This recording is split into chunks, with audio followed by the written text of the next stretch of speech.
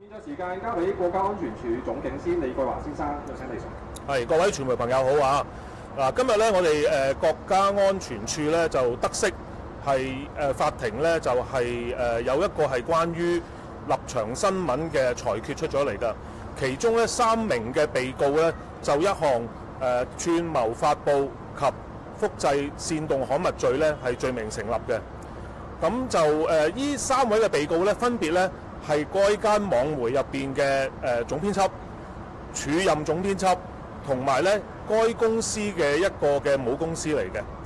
咁喺57日嘅審訊入邊咧，我哋控方咧就係展露咗好多不同嘅證據，係睇得到咧，其實呢3名嘅被告人士咧都係透過一啲嘅報導啦，透過一啲博客啦，透過一啲嘅專訪，就喺2020年嘅7月7號至到2021年嘅12月9號期內咧，去發放一啲帶有呢個煽動性嘅文章嘅內容啊。其中咧係包括咗咧係污蔑國安法啦，同埋佢嘅執法行動，同埋仲有就係一啲嘅煽動一啲嘅離叛，同埋係散播分裂國家嘅信息，同埋鼓吹咧係推翻政權啊等等。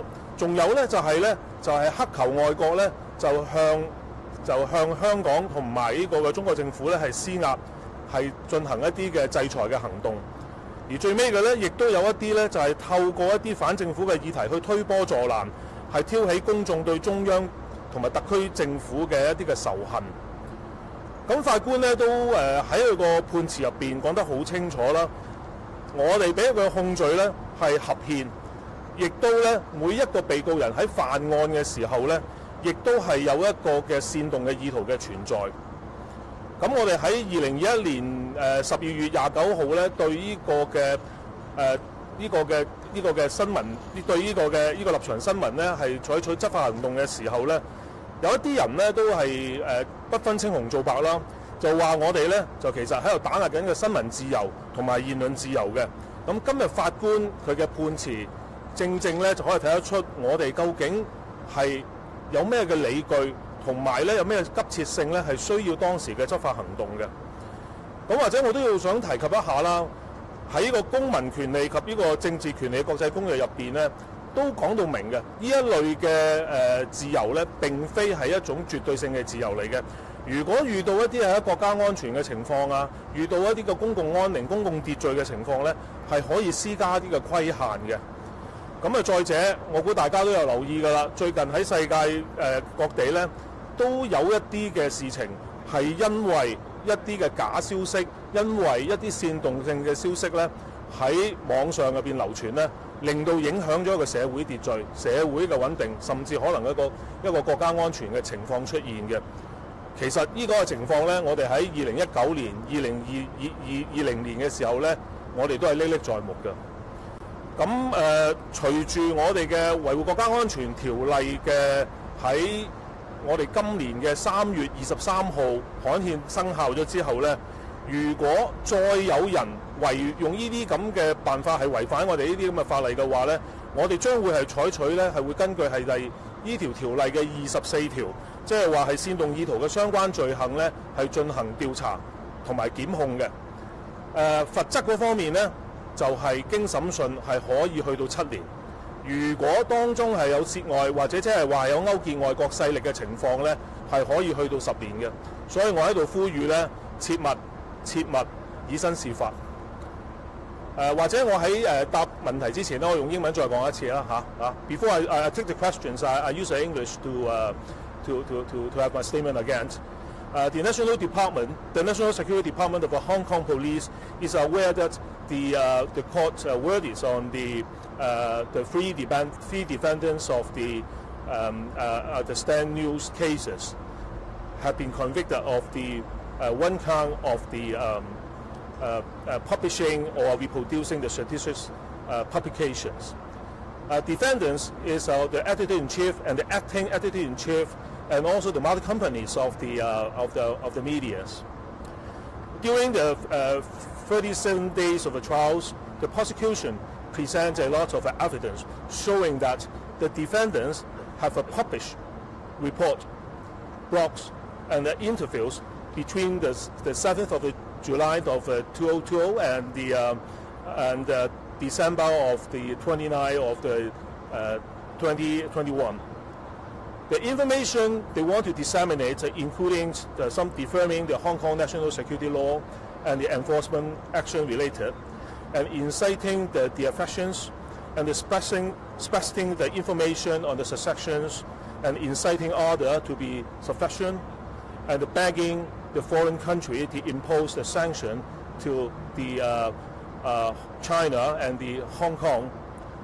And the one is the bringing the hatred against the Central People's Governments and the Hong Kong SAR governments through a lot of sensitive issue around us.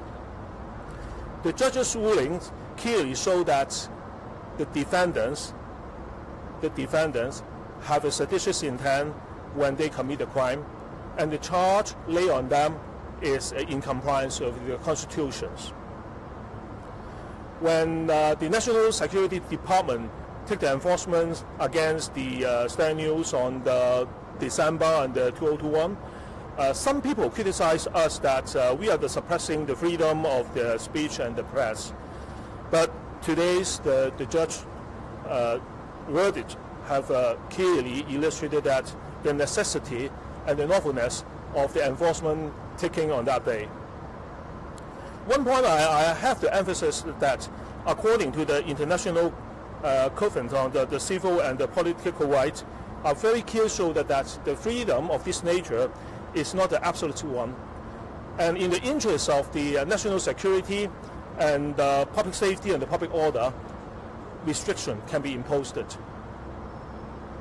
And you can see that recently we have some cases happen in other countries, showing that the impact of the fake news and the seditious information on the internet, how they can have been had an impact on the public security and the stability of the societies.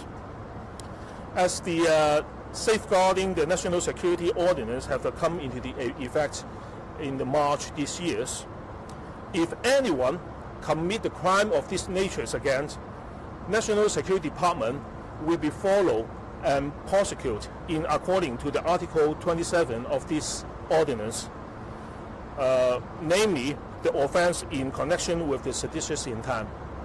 As far as the punishment is concerned, after trial can be 7 years. If the cases is related to the colluding with the foreign power, that will be increased to 10 years. So that's my part. So 有咩問題咧？請問大家係。唔該曬李 Sir。好，而家到發問嘅時間，想發問嘅傳媒請舉一舉手。每次發問最多2條問題，唔該。你好，李 Sir， 明報㗎。剛才法庭呢就住11篇嘅涉案文章係裁定有煽動意圖啦。咁想請問警方呢會唔會就住撰寫啲文章嘅記者或者係相應嘅博客作家呢係進行調查或者係進一步嘅行動？唔該。係首先呢係17篇嘅嚇，咁咧另外呢就係話入邊嘅作者啊，同埋嗰啲嘅負責寫嘅人士呢，我哋會睇一樣嘢嘅啫，就係究竟佢冇一個煽動意圖去做呢一樣嘅嘢。咁當然如果有嘅話呢，咁我哋會同律政處商量究竟再唔適合係一個嘅檢控嘅情況啦嚇。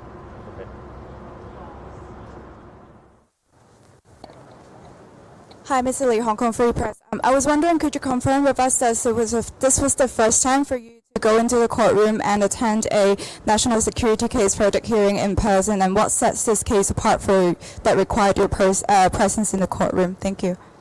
From time to time, I have attended court for the cases. That will be let me to know more about the cases, other than I was a brief or on the case alone. That is not my first time. Okay.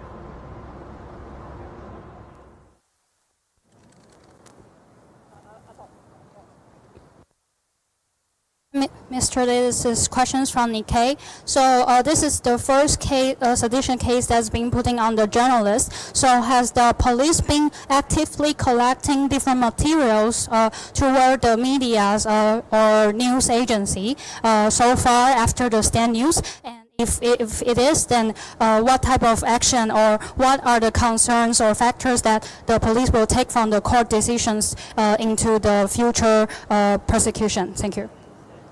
I think you put it this way, we are not actively to capture all the information from the press, but as far as you know that because the news is going to the public, we can, as the member of the public, can take on this one.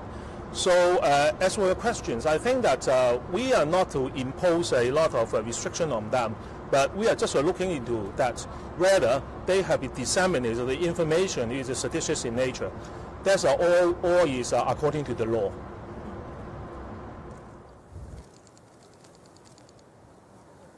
Questions from RTHK. So, Mr. Lee, what does the Stand News verdict imply on press freedom? And also, what do you make of the jury's decision to acquit 6 of the defendants in the separate Slayers case? Thank you. Let me start. Today is about the Stand News, but you asked for the others violent cases. I maybe have to make a little bit comment, but actually I cannot make a comment on the court. But you know that this is a very serious cases. Involve genuine firearms, explosive, and a very organized plot to kill people, police, and other innocent people as well. Maybe I have to add one point that 7 of these syndicates have been pled guilty in the court in the earlier times, so that with this one is totally is 8 of them. But as a police, I can sure that we have try our best to protect our society from this one. And may I have appeal for this one? If anyone have information about this kind of report or another violence crimes, please call us. We will take it professionally. 你好啊，無線㗎，想請問一下呢，就係今次屠龍案嘅案件啦，就6個人呢都係打甩咗啦，得一個被告賴振邦係有一個交替控罪罪成嘅，想問下你哋點睇啦？同埋點解你要今次親自嚟到區院一度聽呢？立場案係咪因為即係涉及一啲指控話新聞自由嗰方面，你哋係唔認同呢？唔該。係咁咧，首先兩個題目啦，第一個問題就係。問翻屠龍嗰個問題啦，嗱，屠龍嗰個問題咧，其實呢個法庭嘅裁決咧，我身為執法者咧，唔方便喺度做一個嘅評論。但係咧，有一樣嘢我想同大家講嘅咧，呢個案件係一個好嚴重嘅案件嚟㗎，真槍甚至有長槍，有炸藥，佢個炸藥嘅份量咧係可以造成好大嘅死傷，包括咗警務人員或者係參與當時遊行嘅人，或者其他啲無辜嘅人士，又有一個非常之完整嘅計劃。咁其實呢個案件咧喺較早前咧已經有7名嘅被告咧已經係認罪㗎啦嚇，有7名被告已經認罪㗎啦。咁唯有我一樣嘢可以同大家講，我可以代表警方講嘅，我哋係非常着重呢一類咁嘅案件嘅，我哋咧係會繼續係會保障我哋香港人嘅我哋喺香港生活嘅人嘅人身嘅安全同埋佢嘅財產嘅安全。如果咧遇到呢啲嘅問題嘅話咧，我希望。如果大眾咧見到呢啲咁嘅消息嘅話咧，要盡早同我哋警察講同報警話俾我哋聽，我哋會有做一個適當嘅處理。咁至於頭先你問係咪我今次第一次係嚟呢個聽審啦？其實唔係嘅，我咧係當然我唔能夠每日都嚟啦咁但係咧如果呢啲咁嘅案件，我除咗我同事向我報告，或者我喺睇一啲文件向我報告之外咧，我係非常之咧係如果有時間話咧，我都會抽離咧去呢度聽一聽究竟個案情係點嘅，絕對唔係話我第一次嚟聽呢啲咁嘅國家安全有關嘅案件。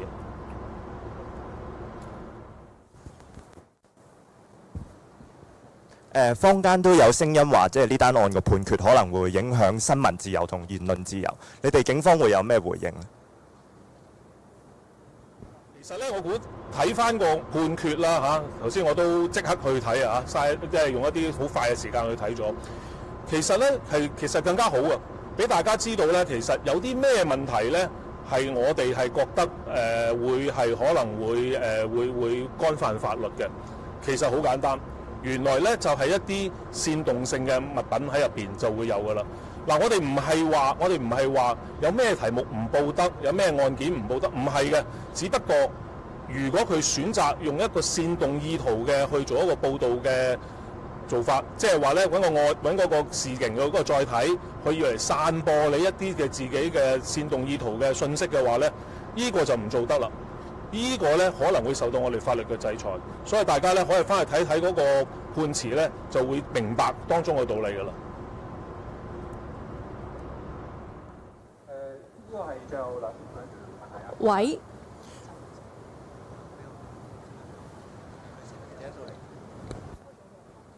喂，你好，係我哋日本共同社嘅，咁就想問一問啦。咁我哋今日有好多外國嘅媒體都在場啦。咁今次呢一單亦都係第一單新聞機構被起訴嘅案件啦。咁對於即係外國媒體喺香港報導嘅自由方面，就住呢一單案嘅判決，你哋又有啲咩嘅回應呢？尤其係今次呢，就牽涉到一啲煽動嘅罪名啦。咁喺呢一個即係大家都知道呢一個唔單止係香港媒體包括在內嘅外國媒體都會牽涉嘅。咁都想回應一下，謝謝。嗱，首先咧，我覺得唔應該分外國媒體、本港媒體。其實我哋嗰把尺個法律都係用嗰一樣嘢嚟嘅嚇，大家呢樣嘢要釐清先。第二樣嘢咧就係咧，其實我哋咧就今日我哋講嗰個係一個案情，係一個關於煽動嘅案嚟嘅嚇。而嗰個人咧係借助佢個報導咧而去作出一個煽動。咁咧，我哋嘅條例入邊咧已經，譬如話我哋喺以往我哋係會用呢個刑事罪行條例啦，而家我哋咧就係會用呢個嘅維護國家安全條例啦。其實入邊都寫得好清楚嘅，入邊有乜嘢嘅情況咧係屬於係一個煽動嘅情況。咁大家咧翻去睇一睇，一般人係唔會犯呢啲嘅，一般人係唔會犯呢啲嘅。就算好似頭先咁講法，嗰17篇文章入邊嘅題目，其他報章、其他嘅媒體都係有買㗎。點解偏偏佢係會俾人拘捕呢？因為佢係用咗嚟要做一啲煽動意圖嘅嘢。咁所以大家呢，我希望大家要留意，就係睇翻我哋嗰個嘅條例入邊啦。另外呢，我亦都要想講就係話呢，如果你睇翻我哋個國安法入邊呢，其中喺好早嘅條章入邊呢，都有講到明呢，我哋係會留意到呢，係使用呢個嘅公民條頭先我講過嘅就係呢個呢個公民權利、政治權利國際公約，我哋係揸得好緊嘅呢方面。除咗我哋執法之外咧，我哋睇呢樣嘢，我哋都睇得好緊嘅。好，而家最後一條。Two questions from AFP. First, will the NSD actively contact news outlets after today to remind them and remove articles because of this verdict? And the second question is the judgment for those 17 judges went through them in detail to say which one was seditious and which one was not. Do you think average people, members of the public, they have the skills to make the same type of decision and as the judge did? First of all, I think that it's not necessary to remind them because this is a law. Everyone should be have been the way to understand that one, so that today, we are after the trial. The judges have make some comment on this one. You can follow this one to see whether you will be the one to be in problem, to be prosecuted, something like that. But as the reporter asked me that whether he's a professional enough to know that the thing is is right or wrong, something like that. But as I've seen some example on this one, the nature of the news is. Because maybe more, but I can say that. Say, for example, if you think that it's inciting a disaffection is all right, is right, or you're expecting information in the succession is right, or inciting other to be a subversion, is it correct? That is a very clear one, and I don't think that we may have a problem for this one. So again, please make reference of the article, the section 24 of the saving the national security ordinance. You will find that what kind of thing we cannot do it. And also, if you want in detail, because we're in the media and you want to know more, please make reference to the verdict today.